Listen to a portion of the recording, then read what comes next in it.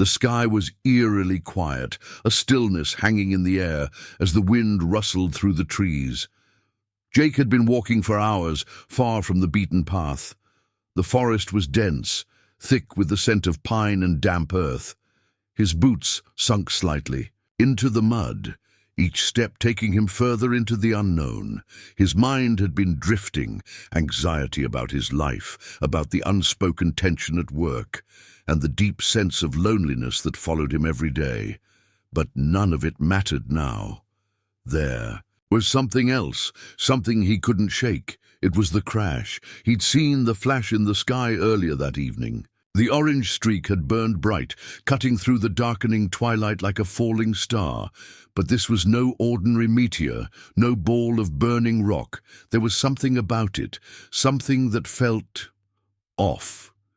He had to know where it landed, and so he walked on, guided only by his gut, following the thin trail of smoke that had drifted through the trees. Then, as if the forest itself was holding its breath, he saw it. The wreckage wasn't what he expected. It wasn't some fiery, twisted mess of metal. No, it looked almost pristine. The object had dug into the earth, leaving a massive indentation, as though it had landed gently rather than crashing. It shimmered faintly, reflecting the faint moonlight that filtered through the thick branches above. Jake's heart raced. He'd seen enough sci-fi movies to know exactly what this was. An alien ship, it had to be, but how was that even possible? He took a hesitant step closer, and then he heard it, a soft, rasping breath. It wasn't the sound of the wreckage. It was someone, breathing in the dark. Jake froze. His instincts screamed at him to run, but something rooted him to the spot. Slowly, cautiously, he approached the source of the sound. Every step was deliberate, each one heavy with uncertainty. His eyes darted around the wreckage, searching for movement. The world seemed to slow down, the air growing thicker with each second. And then he saw her. A small figure lay partially hidden by the wreckage, the strange, iridescent material of the ship casting an otherworldly glow around her. Her body was curled up, her breathing labored and shallow. She was humanoid, but not quite. Her skin was a shade of pale blue that shimmered in the moonlight, her hair long and dark, splayed out around her like a cloak. Her chest rose and fell unevenly, and she appeared to be unconscious, or worse, dying. Jake's pulse quickened. He moved closer, kneeling down beside her, not sure what to do. His mind raced as his eyes searched her for any signs of life. Her features were delicate, almost ethereal, but there was an undeniable pain in her expression, even in unconsciousness. She was hurt, badly. Without thinking, he reached out and gently touched her arm. Her skin was colder than he expected, almost unnaturally so. A chill ran through him, but it wasn't fear. It was something else, something primal. Her eyes snapped open. Jake recoiled, his breath catching in his throat. Her eyes were a piercing shade of gold, unlike anything he'd ever seen, glowing faintly like a light from within. They were filled with fear, desperation. The world seemed to tilt for a moment as their gazes locked. She gasped, the sound weak but urgent, as though she were trying to say something, but no words came. Her lips parted, and then she collapsed again, her head falling back to the ground, her body limp. Jake's instincts kicked in. He quickly pulled her closer, cradling her in his arms. Hey, it's okay. You're safe now. I'll get you help." But as soon as he spoke, a strange sound filled the air, an unnatural hum, like a distant engine or machinery coming to life. The ground beneath them rumbled, and the wreckage of the ship began to shake.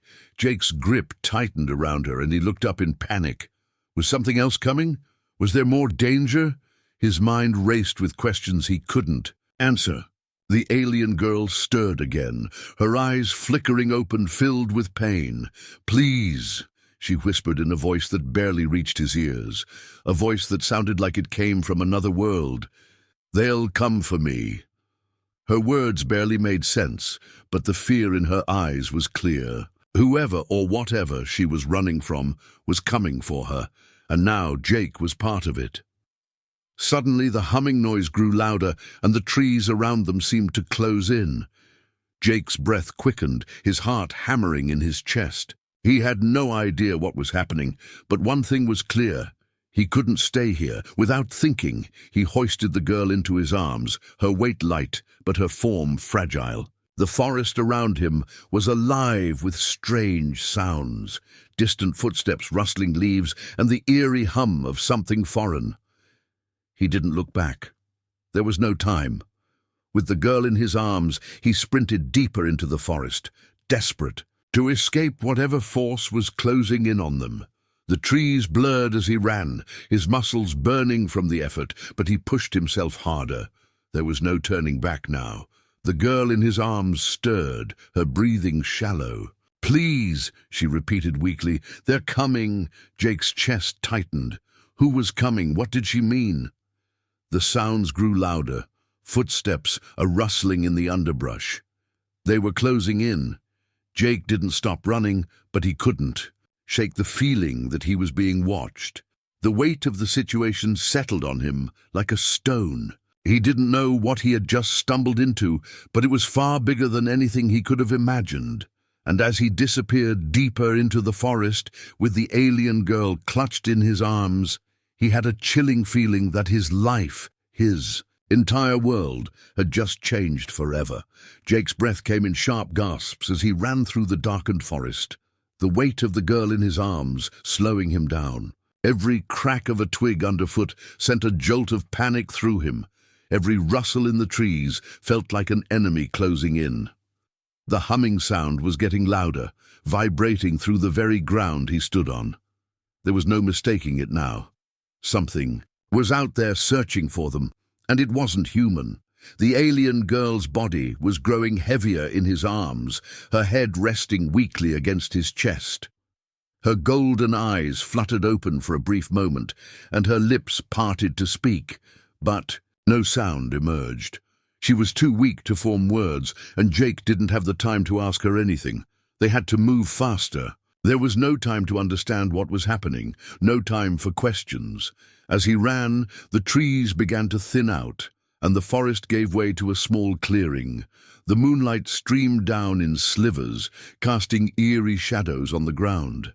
Jake spotted a small cabin in the distance. It looked abandoned, but it was his only option. He pushed himself forward, his legs screaming in protest, his heart racing as adrenaline coursed through him. The cabin was old, its wooden frame creaking in the wind. But there was no time to waste. Jake kicked open the door with his foot and stumbled inside, carrying the girl through the threshold. The air inside was stale, the floor covered in dust, but it was better than the forest. He carefully laid her down on an old couch, his mind racing. "Stay with me," he muttered under his breath, though he wasn't sure if she could even hear him. He hadn't looked back since he entered the cabin, but he could still feel that presence, the sense of being hunted. He couldn't shake the feeling that someone was out there waiting for him to slip up. The girl's breathing was still shallow, her skin cold to the touch. She was trembling now, her small body racked with silent shivers. Jake reached over, grabbing an old blanket from a nearby chair, and draped it over her. He checked her pulse, steady but weak. He sighed in relief, at least she wasn't gone, but the real question was, what was she? Where did she come from? Jake took a step back, his heart pounding in his chest. He didn't know who she was, but there was something deeply unsettling about her presence. It was like she didn't belong here, on Earth. She was different, alien in more ways than just her appearance. The fear in her eyes, the way she had pleaded with him earlier, still echoed in his mind. "They'll come for me." But who were they? And why was she running? He couldn't leave her here alone. He had to protect her, but he had no idea what he was up against. For all he knew, the authorities were already looking for her, or, worse, those they she had spoken of. He needed answers, and he needed them fast. As if on cue, the girl's eyes fluttered open once again. This time her gaze was more focused, more aware. "Where?" she whispered, her voice raspy. Where am I? Jake knelt beside her, his expression softening. You're safe. You're on Earth. It's okay. Just rest. Her golden eyes searched his face, as though trying to make sense of him, of the place she was in. Earth, she repeated slowly, as though tasting the word, trying to understand it. I didn't expect. Don't try to talk right now, Jake interrupted gently. You've been through a lot. You need to rest. But she shook her head weakly, a faint shimmer of recognition in her eyes. I can't rest, not yet, they're coming. Jake frowned. Who's coming after you? Her lips trembled and her voice dropped to a barely audible whisper. My people, my enemies, they are not far. Jake's chest tightened. Enemies? What kind of enemies? He swallowed hard, trying to steady his nerves. What do you mean? Why are they after you? She hesitated for a moment, her eyes darting around the cabin, as though she were afraid the walls might have ears. I am not what you think I am, she said, her voice low and trembling. I am royal, a princess, and they want me dead. Jake was taken aback by the sudden revelation. A princess. His mind reeled, trying to process the words. She didn't look like a princess. She didn't act like one. But as she spoke, there was a certain authority in her tone, something regal that contrasted sharply with her vulnerability. Your enemies? Jake asked, trying to keep his voice steady. Why would they want you dead? She winced, clutching the blanket tightly around her. It's not just about me.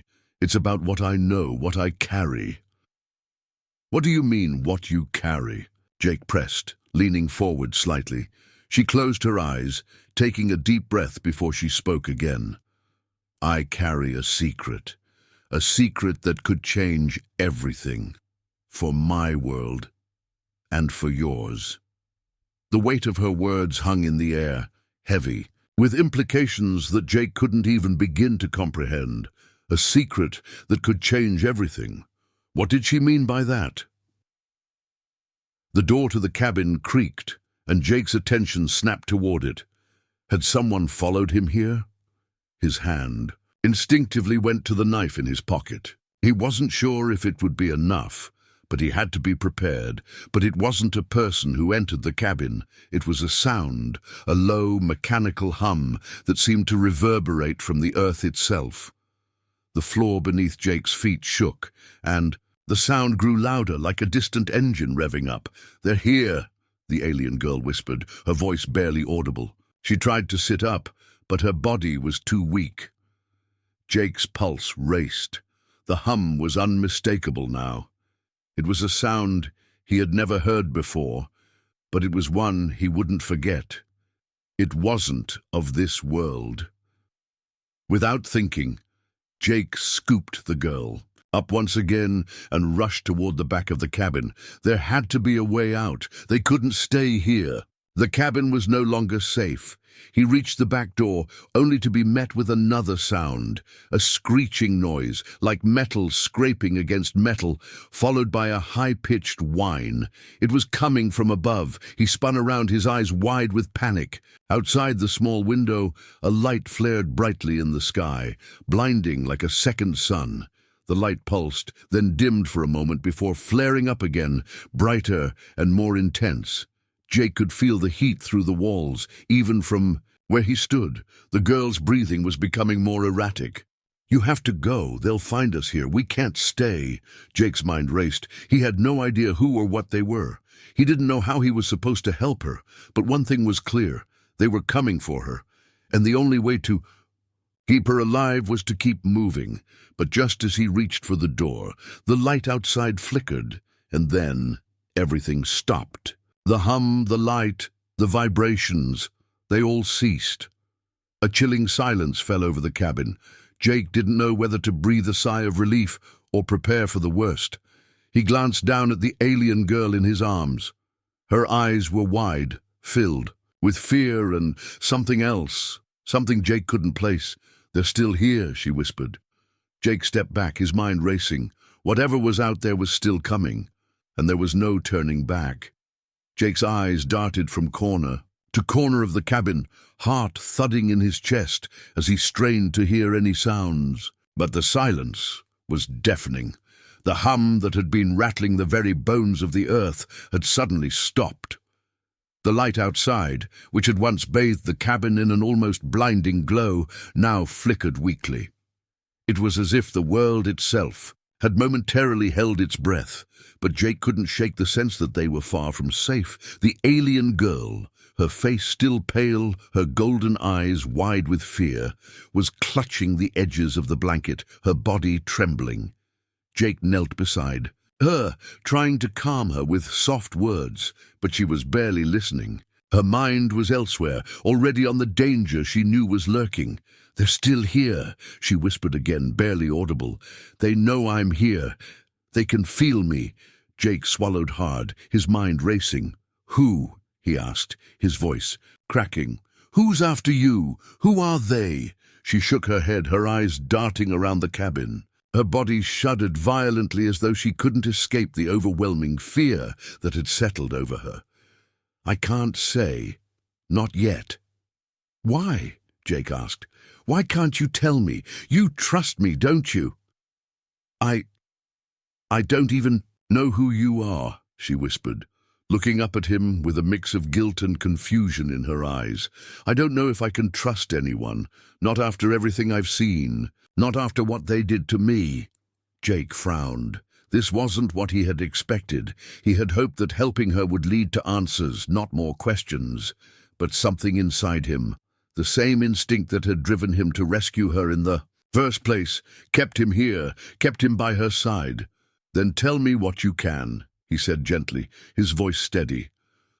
"I can help you, but I need to know what I'm up against."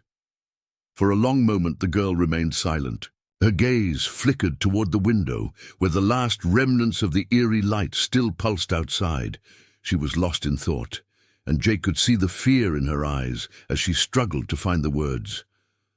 "I'm not supposed to be here," she finally said, her voice barely above a whisper. "I was never supposed to be sent to Earth. My world, my people, they didn't want me to leave, but there was a prophecy." Jake's heart skipped a beat. "A prophecy?" She nodded, her eyes filling with a strange sadness. "A prophecy that foretold the fall of my people, the destruction of our planet, and I was the one chosen to stop it." Jake didn't know how to respond. His mind was reeling, trying to make sense of what she was saying. A princess, a prophecy, the fall of her planet. None of it made sense. But the urgency in her voice, the way she trembled, made him realize that she wasn't lying. She believed every word she was saying. "They didn't want me to come," she continued, her voice cracking with emotion. "They tried to stop me, but I had no choice. I had to leave. There were forces, dark forces, that wanted to use the prophecy for their own gain. I couldn't let them." Jake leaned in closer, his heart heavy with the weight of her words. "Who's trying to stop you? Who are these dark forces?" Her eyes flashed with a mixture of fear and anger. "They are called the Zorai, a sect of my people, those who have embraced power above all else. They believe that the prophecy is their path to ultimate control over the galaxy.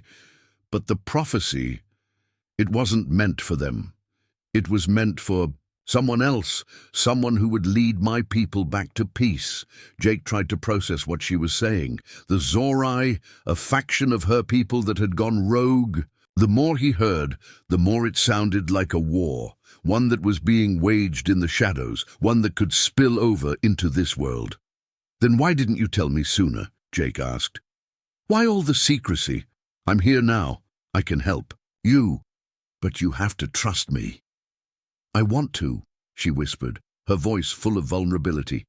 "But I can't risk you getting hurt. If they find out you're helping me, they'll come after you too. They'll destroy everything you know, just like they destroyed my world."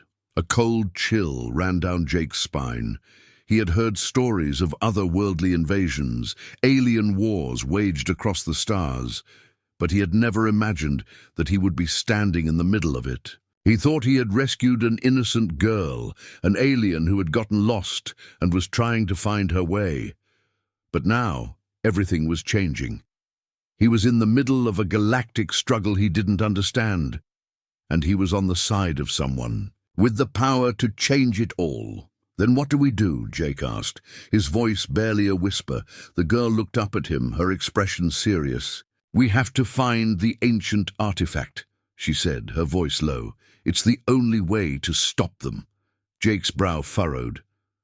"Artifact," she nodded. "The artifact that will unlock the power of the prophecy. It's hidden, somewhere on Earth, but I don't know where." "It could be anywhere." Jake stood up, pacing around the cabin. The weight of her words sank in, and with it, the realization that he was far beyond anything he had ever anticipated. A princess, a prophecy, a hidden artifact, all of it seemed impossible, like something out of a sci-fi movie. But the terror in her eyes told him it was all too real. "Do you have any idea where to look?" he asked, stopping in front of her. She shook her head. "No, but I have fragments of memories, pieces of the past. I know it's here, but I don't know where. The Zorai, if they find us before we locate it, they'll destroy everything. We'll be too late." Jake's heart was pounding in his chest. The weight of responsibility was suffocating.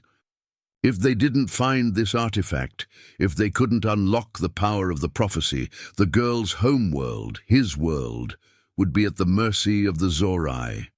But how could he help her?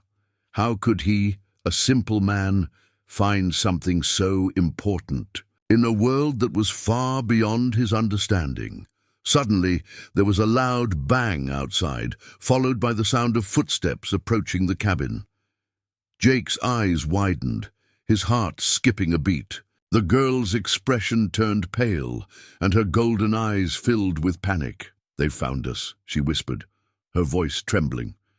Jake's hand shot to the knife in his pocket, but the truth of the situation hit him like a cold slap.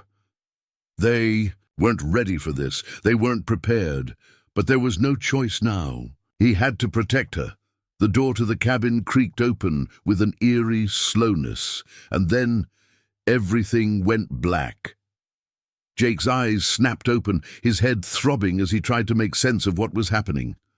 The world around him was blurred, like waking from a nightmare that refused to let go. The sharp sting of the cold floor beneath him reminded him that this was no dream. His body was sore, his muscles aching from the rough landing. But what scared him the most was the absence of the girl. The cabin was silent, save for the soft creaking of the walls and the distant howling wind outside. He tried to move, but his arms felt heavy, bound.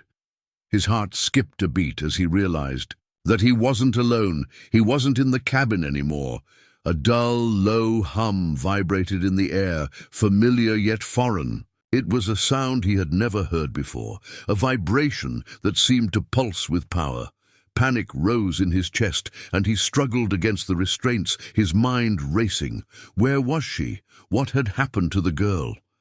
His mind flashed back to the last moments before everything went black, the explosion of noise outside, the creaking door, the fear in her eyes, and then nothing.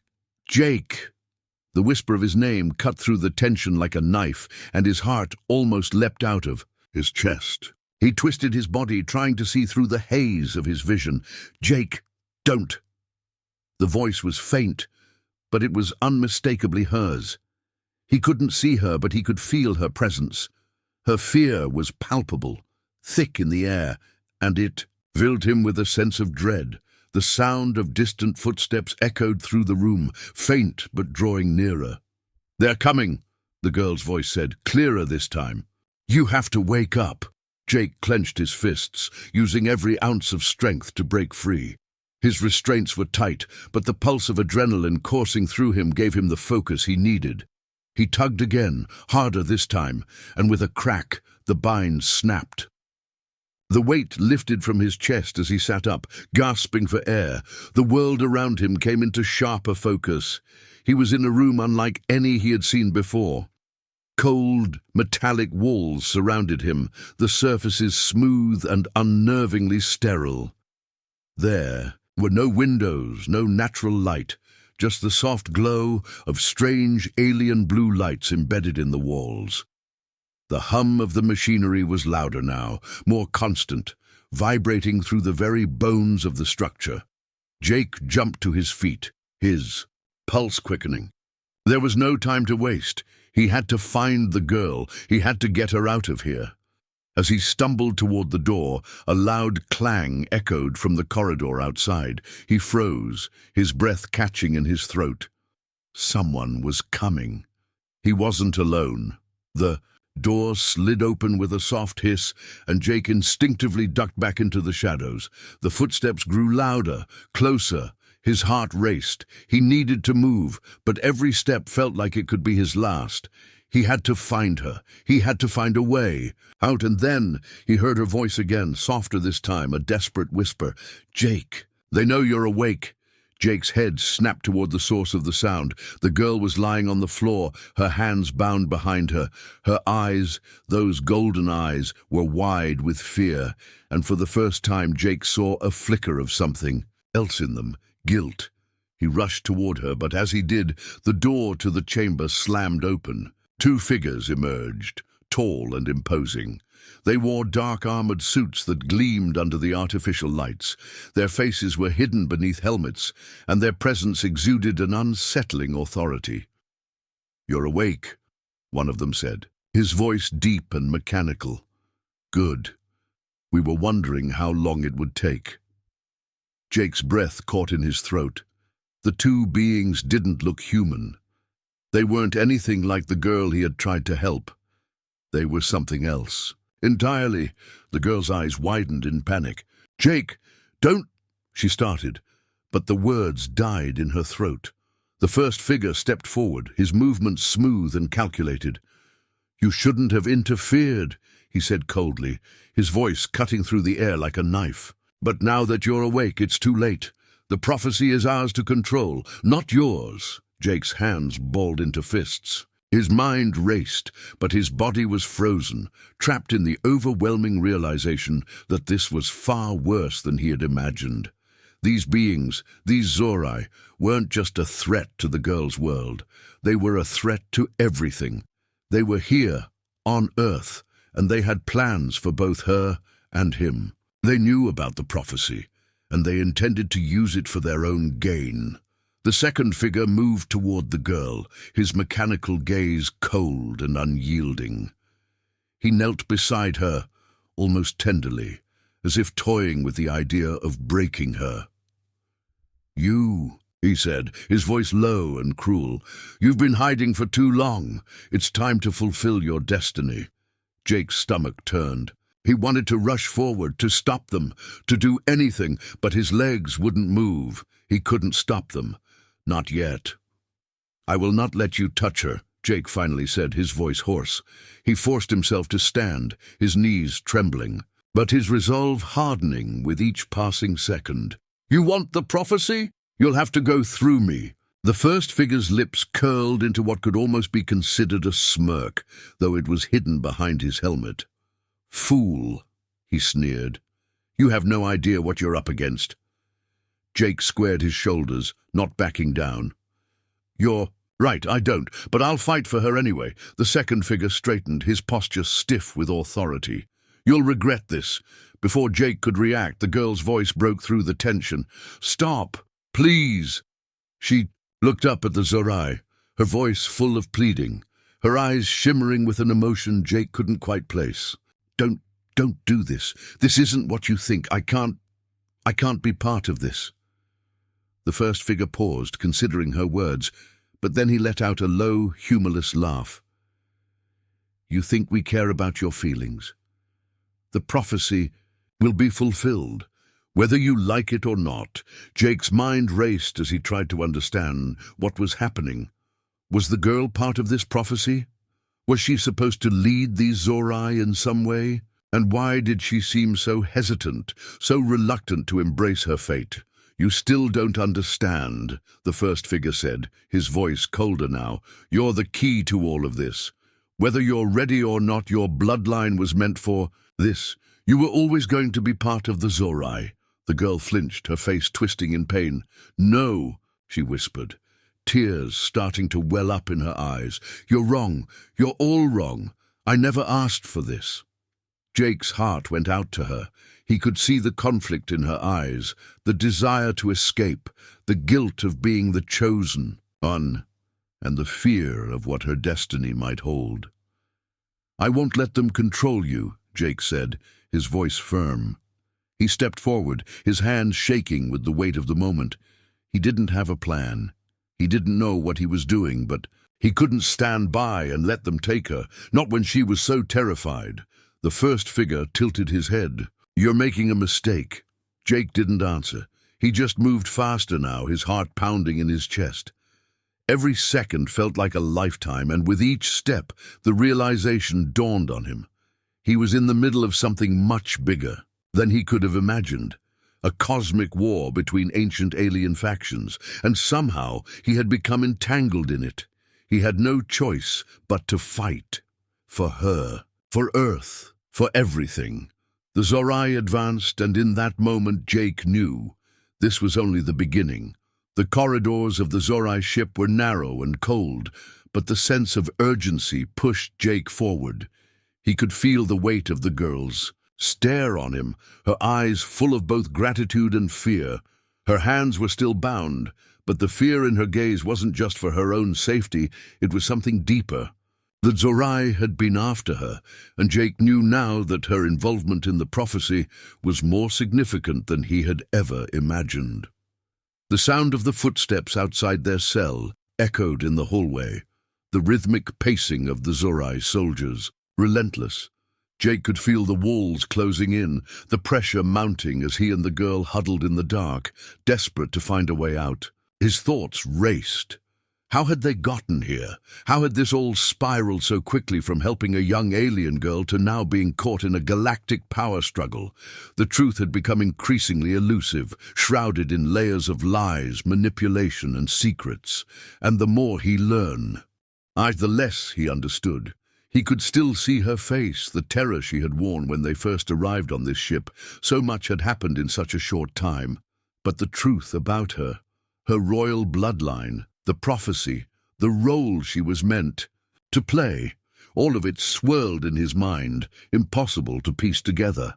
"What are they going to do to us?" he whispered, trying to keep his voice steady. The girl didn't answer immediately, her head down, eyes darting between him and the cold metal walls of their prison. She seemed as lost as he was. "I don't know," she said finally, her voice trembling. "But I don't want to become what they want me to be, not after everything they've done to my people." Her voice cracked, and Jake could hear the rawness, the hurt in her words. It was clear now, whatever the Zorai had promised her, whatever they thought she could become, it wasn't worth it. Not for her. Jake took a step forward, his hand reaching out, gently cupping her cheek. "You won't have to become anything they want. I'll make sure of it.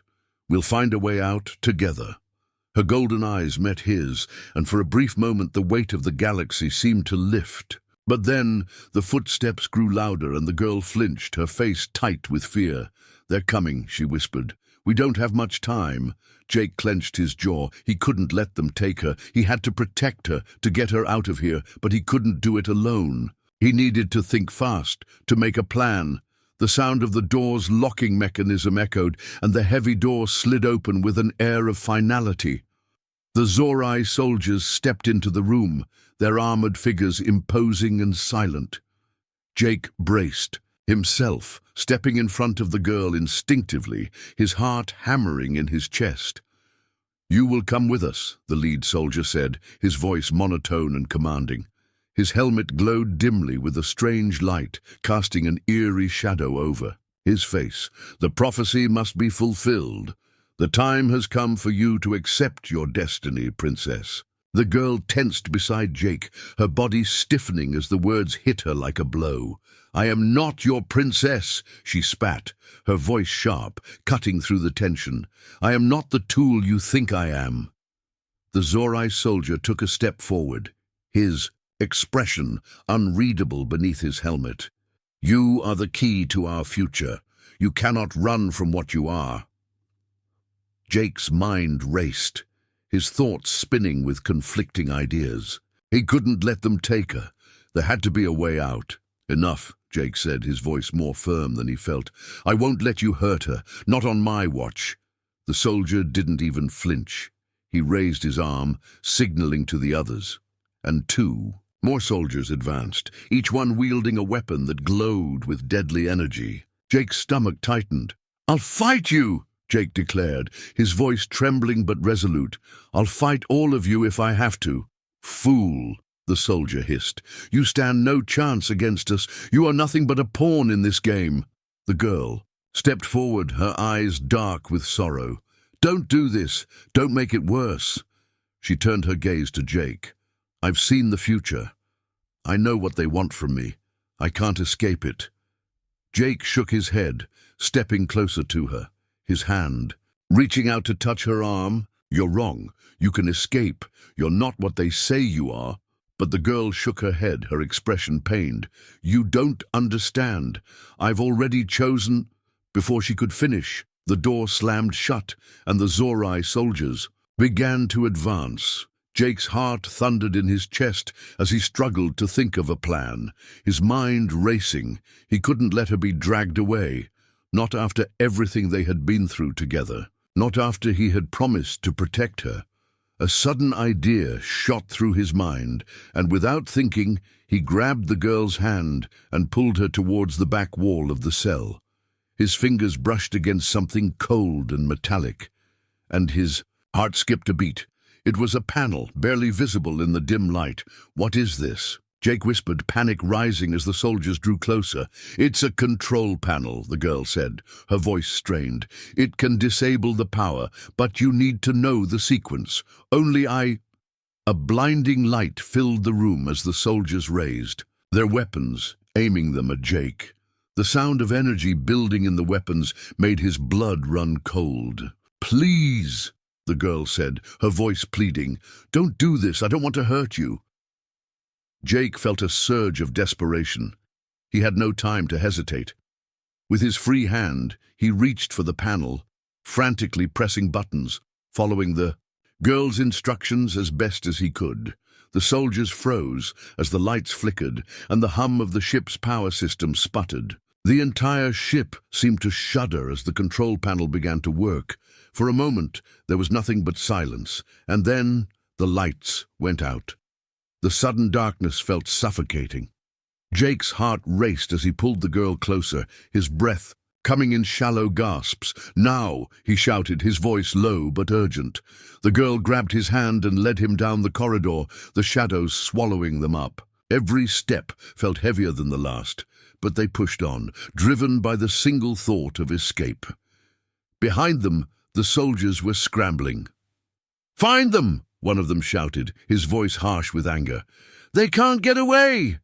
Jake and the girl rounded a corner only to be confronted by another Zorai soldier, blocking their path. Jake's hand instinctively went to his side, but there was no weapon, no way to defend them. They were trapped.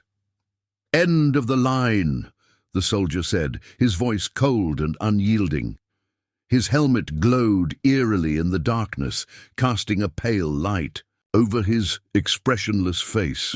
Jake's heart pounded in his chest as the soldier advanced. The girl stepped forward, her body tense, her hands trembling. "You don't have to do this," she said, her voice shaking with emotion. "I won't be what you want me to be." The soldier didn't reply. Instead, he raised his weapon, the soft whirring of energy building once again. "Please," the girl whispered, her eyes filled with pain. "I don't want to be a weapon." And in that moment, everything shifted. The soldier's hand trembled, and for the briefest of moments, Jake saw the flicker of hesitation in his eyes. There was more to the Zorai than Jake had realized. These weren't just heartless machines. There was something human in them. Before Jake could react, a blast of energy surged through the hallway, deafening in its intensity. The soldier crumpled to the ground, and a figure stepped out of the shadows. It was a woman, human, but somehow different. Her face was framed by long, dark hair, and she held a blaster in her hand, aimed squarely at the fallen soldier. "You two need to come with me," the woman said, her voice steady but urgent. The woman's voice was sharp but calm, the kind that made you trust her even before understanding why. Jake stood frozen for a moment, still shielding the girl, trying to process what had just happened. The Zorai soldier, the one who had seemed unstoppable, was lying unconscious, sparks flickering from his shattered helmet. And now, out of nowhere, this woman had appeared, human, armed, and completely confident. "Move," she said again. "There's a second wave coming. We don't have long." The girl didn't argue. She pulled Jake's hand, and the three of them took off down the dim corridor, their footsteps echoing through the belly of the ship. Jake kept glancing over at the woman. "Who are you?" "Agent Mara Gray," she said without looking at him. "Earth Defense Intelligence, embedded in Zorai operations for 7 years. And right now, I'm your only way off this death trap." Jake didn't know whether to trust her, but he also didn't have a better option. Behind them, alarms began to blare. Red lights strobed across the walls as the ship responded to the security breach. The ship itself seemed to groan with rage. "They've activated lockdown." The girl muttered. Mara led them through a narrow passage that didn't seem like part of the main structure. "Maintenance shafts," she explained, "not on standard maps. The Zorai never expect someone to crawl their way to freedom." They crawled and climbed and ducked through low ceilings and tight turns, finally arriving at a sealed hatch. Mara punched a sequence into a side panel, and the door hissed open. Inside was a hidden escape pod, small, old, but still operational. Jake turned to the girl. "We can go home." But the girl didn't move. Her golden eyes stared at the pod, like it was a coffin. "I can't leave yet." Jake stepped closer, gently taking her hands. "You have to. We've come too far. We have a way out now." She looked up at him, and for the first time he saw real conflict in her expression. Not fear, not defiance, but duty. "I wasn't just born into royalty," she said slowly. "I was created for it." Jake's face paled. "What do you mean?" "I'm not just a royal heir, Jake. I'm a biological key. My DNA is tied to Zorai command protocols. That's why they've been hunting me, not just because of who I am, but what I can unlock." Mara's head snapped toward her. "You're saying—" "Yes," the girl nodded grimly. "I can access the Zorai Central Core. I can shut it all down. Their ships, their weapons, even their mind control networks." Jake's heart skipped. "That's suicide. You'll never make it out." "I know," she said softly, "but if I don't, Earth will be next." A painful silence followed. The truth was now heavy, suffocating. This wasn't about a prophecy anymore. This was about stopping a war before it even began. Mara hesitated. "There might be a way to extract you afterward, but it's a slim chance. You'd have to connect directly to the Nexus. You'd need someone to guide the override sequence remotely, and—" She glanced at Jake. "It can't be just anyone." Jake didn't flinch. "I'll do it." The girl looked horrified. "No. If anything goes wrong, the connection. It could burn out your mind." Jake gave a small smile. "We've already done the impossible together. Let's finish it." Mara quickly began rerouting the escape pod's power grid, linking it to the Zorai network. She handed Jake a small neural interface, a fragile-looking headset with glowing strands. "Once she's inside, you'll need to time your commands exactly. You'll only have one shot." The girl stepped toward the inner door leading to the core access chamber. "If this works, the Zorai ships across the galaxy will go silent.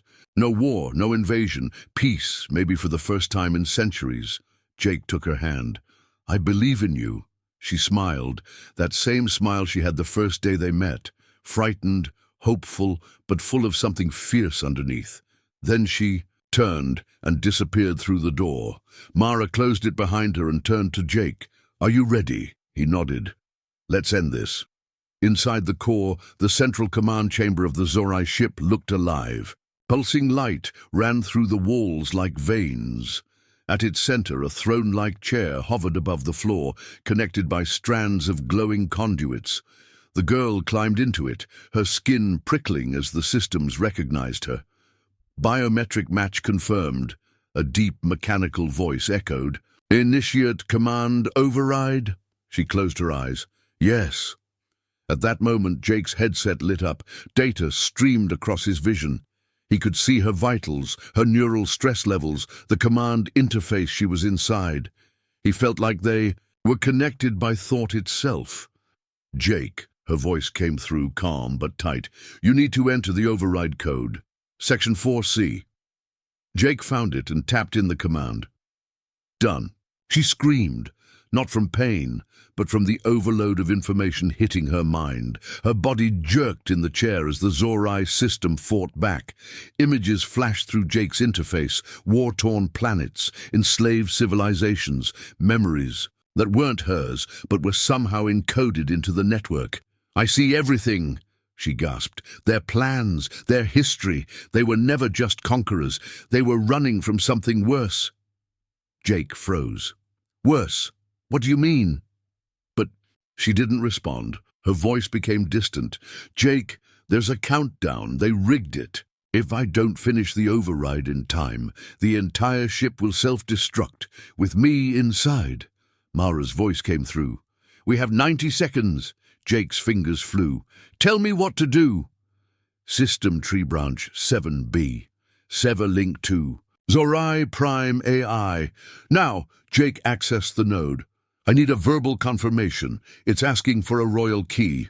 She looked into the glowing core above her, took a breath, and spoke in her ancient tongue, a melodic but haunting language. The system paused. Then it accepted. A siren stopped mid-wail. Lights went dark, all at once. Every Zorai ship, every active drone, every single unit in the galaxy powered down. The war had been disarmed. Aftermath, Mara pulled Jake out of the escape pod as the ship began to implode in slow, measured collapse. They barely made it back to orbit, watching through the small viewport as the massive vessel folded in on itself and vanished in a silent blast of light. She was gone. Jake sat silently, staring at the place where the ship had once been.